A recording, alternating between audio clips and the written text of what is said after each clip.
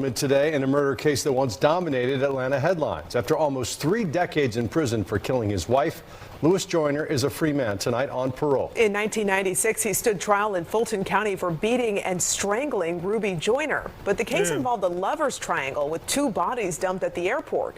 A jury acquitted Joyner of shooting the other woman in the head. Our Fox 5 I-Team reporter Johnny Edwards spoke with relatives of the murdered wife, who spoke about her killer being set free. Johnny?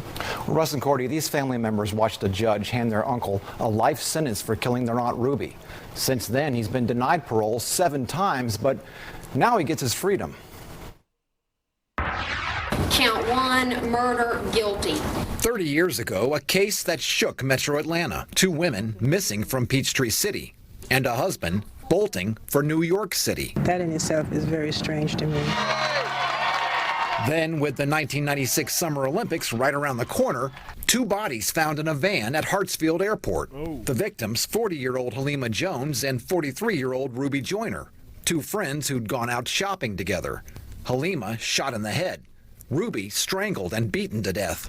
She was a kind, gentle person. She loved her family. Within a week, Ruby's husband, Louis Joyner, captured in Harlem. He was like a father figure to me. Now the criminal case launched so many years ago comes to an end. Joyner, now 77 years old and paroled. We kind of knew this day was coming, but we didn't know it was coming this soon. 2 of Louis and Ruby's nieces spoke out to the Fox 5 I-Team about the parole board's decision. Both live out of state. We would rather he still be locked up, okay, as opposed to free and able to roam the streets and live a life where Ruby doesn't have that chance or that opportunity, you know, because he took that away.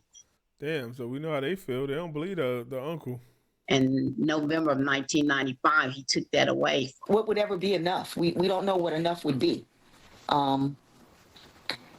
I have mixed feelings, personally. According to Georgia's prison system, Louis Joyner's most recent institution was here, a minimum security transitional center in Midtown for men who are close to the end of their incarceration. The State Department of Corrections confirming Louis Joyner no longer in state custody. Now a free man, Joyner remains the only person alive who knows what really happened on November 15th, 1995. And whatever it was, it wasn't worth it. 2 women lost their lives. He lost his damn freedom. It's like, what was it? Like, you wanted to kill her and go free and do your own thing? You could have just broke up with her. Like, why? You want the insurance money? That's crazy. Between him, his wife, and his wife's close friend, who authorities learned Joyner was having an affair with. For the sake of me, I still can't understand why.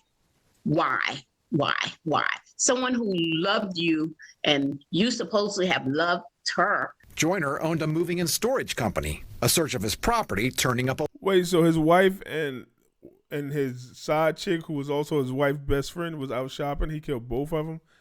Did he have a third one? Large amount of cocaine. There are just a lot of questions that we still have that only Louis Joyner can answer, and he has not chosen to do that truthfully. In court, he pointed a finger at his dead wife, calling her a killer. Mr. Joyner, did you kill Halima Jones? No, sir. Did you kill Ruby Joyner in self-defense? Yes, sir. He said his wife drove all 3 of them in Halima's minivan to a wooded area, where she hopped out and opened fire on her friend. Ruby shouted, "You cheating." Say it. "You cheating shit," and fired the gun. Then he said his wife chased him into the woods and pounced on him, and he killed her in self-defense. Grenda said that's not how the aunt she knew would have handled finding out about an affair. She's afraid of weapons, so I know she didn't have a weapon. She would have... Well, hold on. That don't sound too far-fetched. She killed her because that's her best friend, and that's her man, so she felt comfortable enough driving them both and shooting her, and then the only part that don't make sense is, like, he ain't grabbed the gun. He ran, and she pounced on him, but he didn't get shot. If he had shot himself or something, that might have, but I don't know. I don't know how he would have got her off of him. The gun didn't shoot no more. But that sounds more plausible than he just rolled up and shot both of them. I don't know. Have just left him. I know she would have just left him.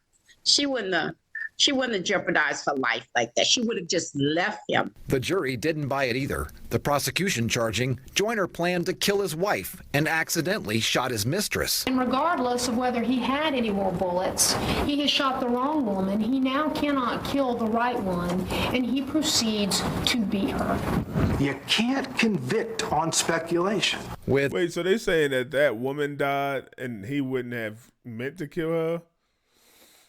I don't know, because when you have looked at that, like, hey, the man with the wife's best friend and she dead.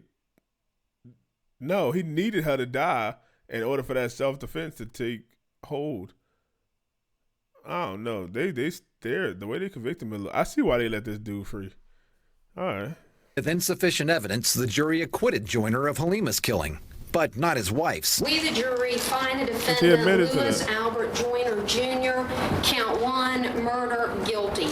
I sentence you. So that meant damn near that if they didn't convict him for her killing, that meant that they basically bought his story that she shot him and then he shot her? To life in prison.